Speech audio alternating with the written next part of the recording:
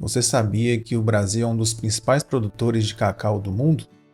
E os estados da Bahia e do Pará são os principais produtores de cacau do Brasil?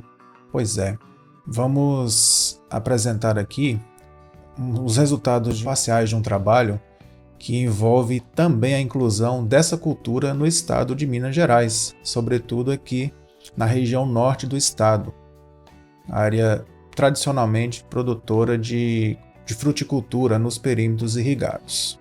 Pois bem, nessas regiões denominadas tradicionais, há, dentre os sistemas de cultivo, o sistema chamado cabruca, em que as plantas são cultivadas no meio da floresta, tanto floresta de Mata Atlântica quanto floresta tropical e equatorial. Porém, com o advento de uma doença denominada vassoura de bruxa, grande parte dessas áreas foi dizimada.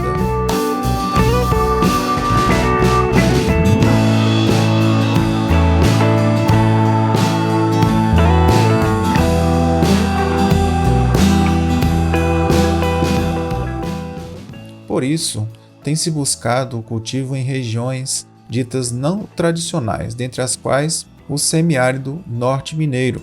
Um trabalho envolvendo 8 clones de cacaueiro foi implantado em novembro de 2014, visando a substituição de uma área de cultivo de banana, trazendo então uma nova alternativa para a fruticultura regional.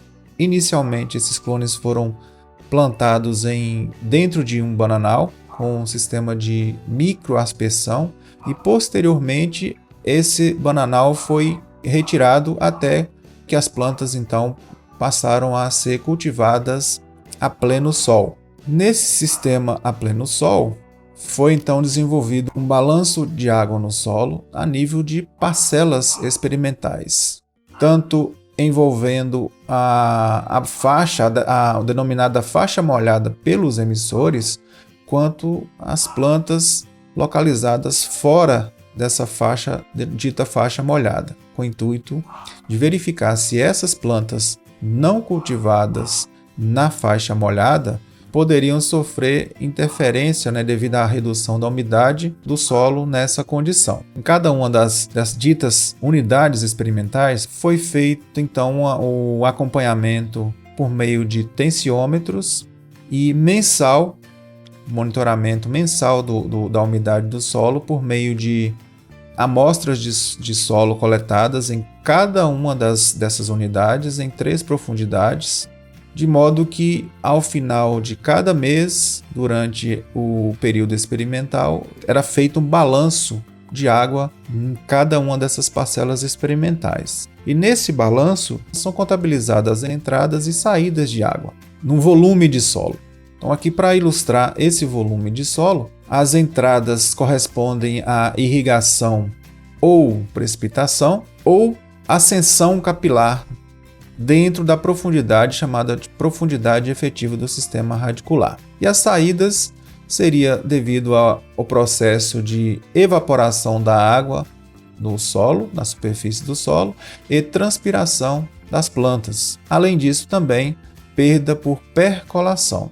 De modo então que esse volume de solo ele era controlado, monitorado mensalmente, considerando uma profundidade chamada profundidade efetiva, em que 80% do sistema radicular ativo se encontrava, correspondente a 40 centímetros. Foi feita então coleta de amostras e enviadas para o laboratório, sendo determinadas equações chamadas equações de retenção de água no solo em 3 profundidades, envolvendo a zona radicular e abaixo da zona radicular.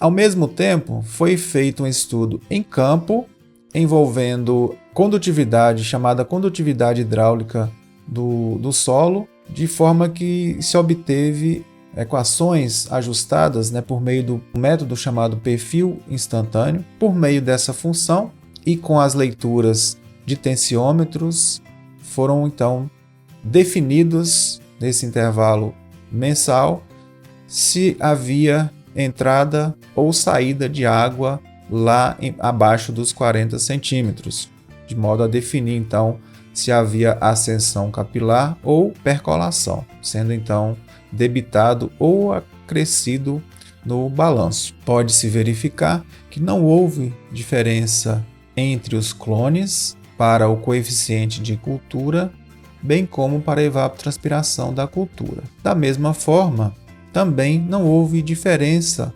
entre as duas condições na faixa úmida do solo, de modo que a média do coeficiente de cultura foi 0,98 e da evapotranspiração da cultura 3,98 milímetros por dia naquele período experimental, correspondente a florescimento e frutificação dos 8 clones de cacau a pleno sol e as duas condições de umidade estabelecidas ali no solo para aquela condição.